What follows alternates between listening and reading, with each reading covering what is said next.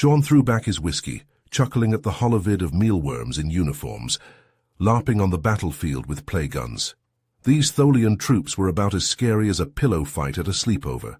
Sean would show these aliens fear and teach the galaxy to think twice about picking fights with humans from Earth. Sean marched off his stealth ship, steel-toed boots ringing on the Tholian landing pad. He pounded to meet Ambassador Spica. The alien bug fluttered his wings nervously. Sean noticed subtle tells. Chitin twitched. Legs shuffled. These bugs were on edge. Damn right. "I trust your journey was uneventful," Spica said. "Sure, if you call packing enough weapons in my hold to glass this planet uneventful." Spica's wings shuddered. Sean walked through crowds of Tholians, hearing their panicked murmurs. "Warmongering humans. Our nests destroyed. Monsters!" Sean stepped inside a shielded transport. It lifted off toward the capital. "Your kind has quite the reputation, Ambassador," Spica said. "Many fear you, terror from Earth, a new Delpan empire." "I'm no emperor. I'm a peacemaker," Sean said. "But make no mistake, we humans shed blood for what's ours. We've fought for every inch. We won't let aliens think they can push us." The transport carried them to a looming tower. Time for Sean to save lives or end them. The doors to the Grand Council chamber swung open with a hiss. Sean marched forward, the heels of his boots echoing on the polished stone floor. Spica fluttered at his side, wings buzzing with nervous energy. The pair were greeted by a deafening chorus of clicks, hisses, and chitters from the assembled Tholian delegates. Hundreds of insectoid aliens filled the vast amphitheater, their carapaces glinting in shades of grey and green under the chamber's lights. Sean ascended the steps of the central dais and took his place behind the podium. His crisp blue UN uniform stood out in sharp contrast to the muted tones worn by the Tholians. He gripped the sides of the lectern, his knuckles white, and began to speak.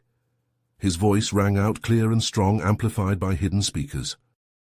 "Esteemed delegates of the Tholian Assembly," Sean said, "I come before you today not as a conqueror but as a friend. Humanity has no desire for war, no thirst for conquest. We seek only to forge bonds of mutual understanding and cooperation between our peoples." The chamber erupted in a frenzy of agitated clicking. Tholians shifted in their seats, clacking their mandibles together. Sean raised his hands, palms out, and the noise slowly died down. "I know our reputation precedes us," he continued. "The Delpan Empire, the Krigg insurgency, the Zorgon Purge, these are the stains on our history, the sins of our past. But they were the actions of a misguided few, not the will of the many. Humanity has paid for those mistakes in blood and tears, and we have learned from them." Sean paused, letting his words sink in. He scanned the faces of the delegates, searching for any sign of receptiveness. Most remained inscrutable, their compound eyes unreadable.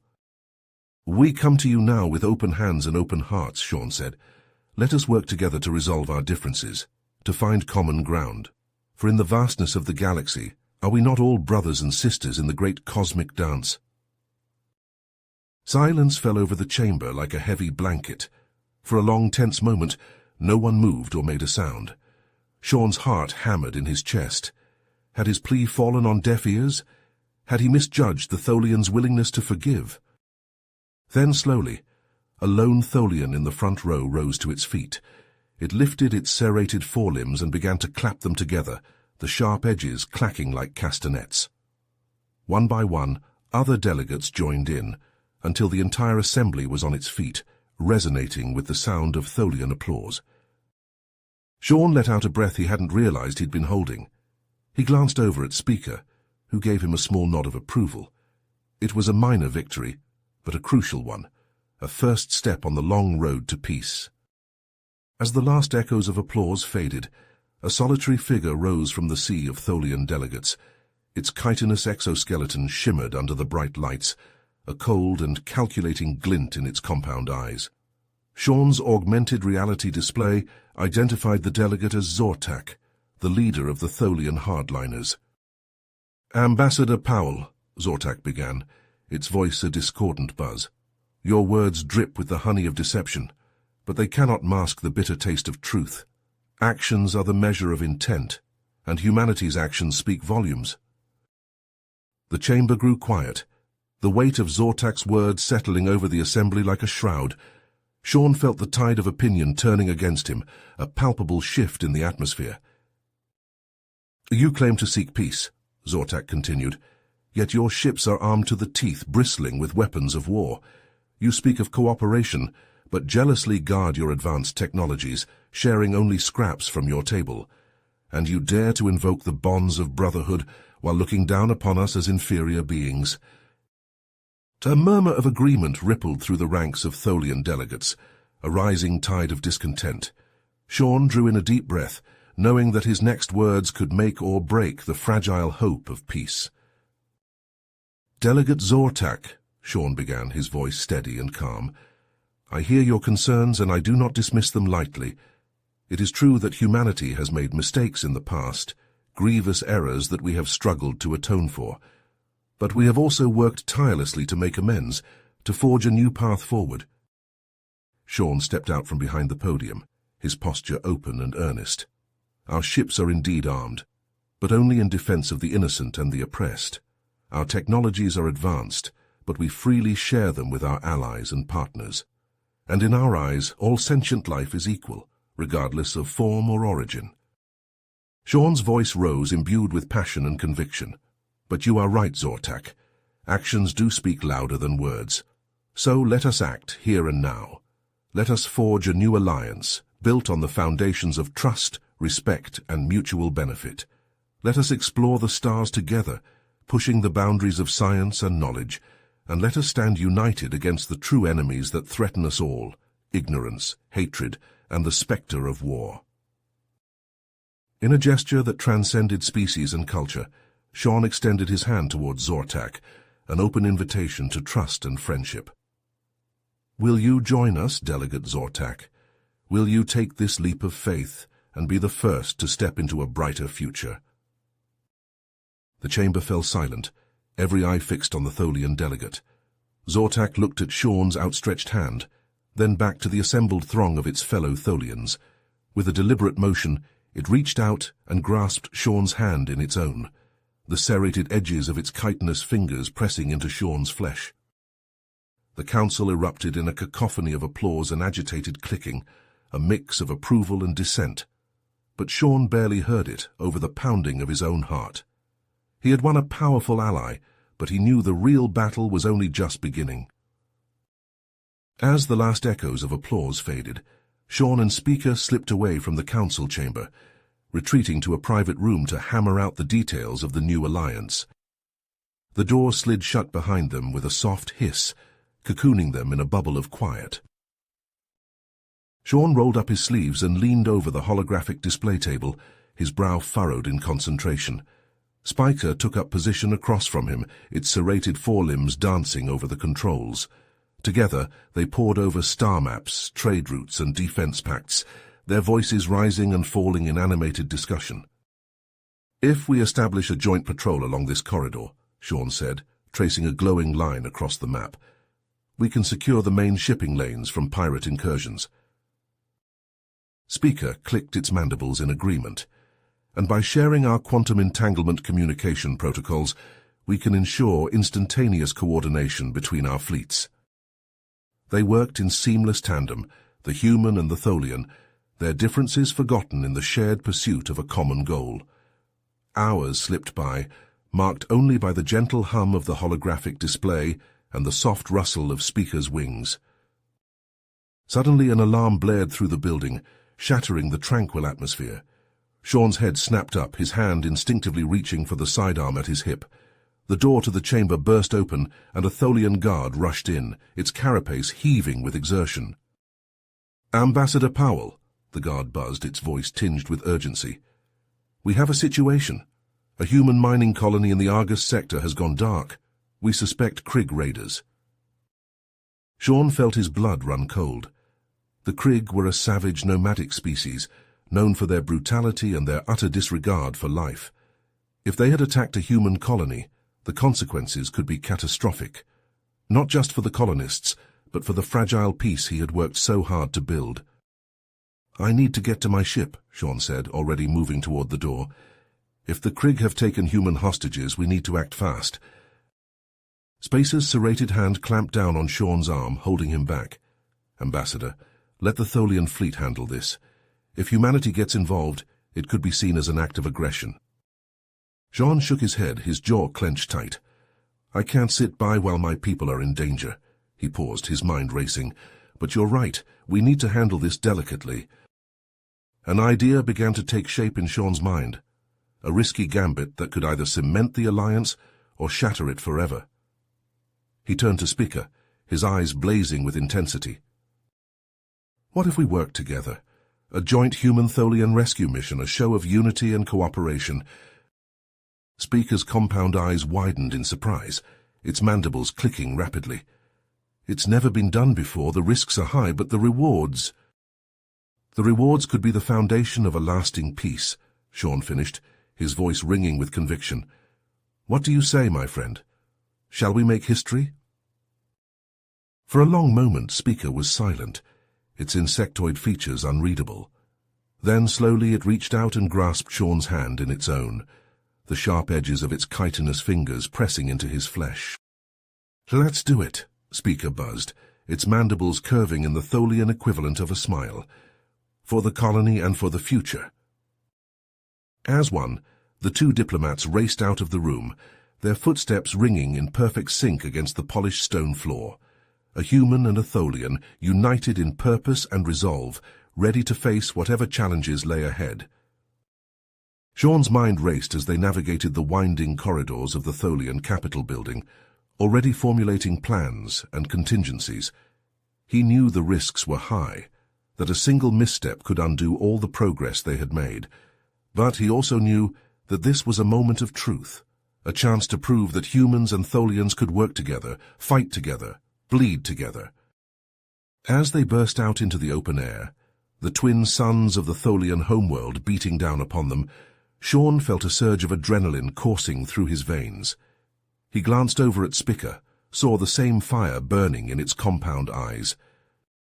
Together they strode towards the waiting shuttlecraft, their steps never faltering, their gazes fixed on the horizon. The colony needed them. The future needed them. And they would not fail. The USS Odyssey burst from hyperspace, flanked by a phalanx of gleaming Tholian ships. Their hulls shimmered with restrained power, weapons primed and locked on the jagged silhouettes of the Krig raider fleet. The marauders swarmed around the beleaguered mining colony, poised to strike like hungry wolves. On the bridge of the Odyssey, Sean gripped the arms of his command chair, his eyes hard as flint. The tactical display painted a grim picture. The colony was surrounded, its defenses failing under the relentless Krig assault. "Hail the Krig," Sean ordered, his voice tight. "Let's give diplomacy one last chance." The view screen flickered, resolving into the nightmarish visage of a Krig warlord. Its skull-like face leered at Sean, fangs bared in a vicious sneer. "Human," it rasped, voice like gravel. "You dare to interfere?" Sean stood, squaring his shoulders. "The colonists are under the protection of the Tholian Assembly and the United Nations of Earth. Withdraw now, and we'll let you leave in peace." The warlord laughed, a sound like shattering glass. "And if we refuse?" "Then we'll take the colony back," Sean said coldly. "By any means necessary." "So be it, human." The Krig's eyes glittered with malice. "Prepare to die." The screen went dark. A heartbeat later, the first salvo of Krig fire slammed into the Allied fleet. The Odyssey shuddered, shields flaring. "Return fire," Sean barked. "Protect the colony." The battle erupted in earnest, a maelstrom of searing light and shearing metal. Human and Tholian ships fought side by side, lancing the Krig fleet with beams of scintillating energy. The colony's defense cannons joined the fray, raking the raiders with blistering salvos. Jean directed the chaos with icy focus, his orders crisp and precise. Under his guidance, the tide began to turn. Krig ships fell, wrecked hulks drifting in the void. Victory was close, tantalizingly close. Then a new contact screamed onto the display. A massive Krig dreadnought, its hull bristling with savage weaponry. Sean's blood ran cold. "All ships, focus fire on that dreadnought," he shouted. "Take it down!" But it was too late. The dreadnought's main cannon flared, a seething lance of dark energy that carved through the Allied fleet like a scalpel. The Odyssey took the brunt, its shields collapsing, hull integrity critical. Alarms howled. Consoles erupted in fountains of sparks. Sean was hurled from his chair, slamming to the deck in a tangle of limbs. He tasted blood, felt it trickling hot down his face. "Report!" he roared over the pandemonium. "Hull breaches decks 7 through 12, a bridge officer called, her voice shaking. "Life support failing, weapons offline. We're dead in the water, sir." Sean hauled himself upright, his heart a leaden weight. On the screen, Tholian ships shattered like glass under the dreadnought's onslaught. The colony burned, its people screaming. Despair crashed over Sean in a frigid wave. He had failed them all, his crew, the colonists, the Alliance. The dream of peace lay in ashes at his feet. Then from the static-laced din of the comm, a voice he thought lost. "Ambassador Powell, this is Zortak of the Tholian Assembly. We stand with you in victory or defeat." Sean's head snapped up, hope kindling in his chest. "Zortak, how—" "We learned from you, Ambassador," Zortak said. His voice was strained, shot through with pain. "A sacrificial play, a leap of faith." On the display, a lone Tholian ship arrowed toward the dreadnought, engines flaring. Battered but unbroken. "Zortak, no!" Sean screamed, but it was already too late. The Tholian ship struck the dreadnought head-on. For a searing instant the two were locked together, a strange, silent embrace. Then the dreadnought exploded. A cataclysmic blast of light and fury that seared Sean's eyes, hurled the Odyssey tumbling through space. The shockwave caught the remaining Krieg ships, scattering them like leaves before a hurricane. Silence fell deep and still. On the screen, a fading fireball marked Zortak's tomb. Sean slumped in his chair, numb to the chaos of damage reports and casualty lists. Tears carved tracks through the grime on his face. The battle was won, the colony was safe, but the cost— He looked out at the shattered remains of the Tholian fleet, the gutted hulks of human ships. The Alliance had survived its trial by fire, but the scars would run deep. The path to peace was paved with loss, with sacrifice. Sean closed his eyes, a vow crystallizing in his heart. He would honor Zortak's memory. He would strive for the dream of unity, no matter the price. For it was not the battles in the end that defined them. It was the ideals they held sacred, and the courage to defend them. No matter the cost. You have reached the end of the story. If you enjoyed this story and want to support us, please leave a like and subscribe to our channel, and for every comment that says 88, I will heart every single one of them. Thank you for your time.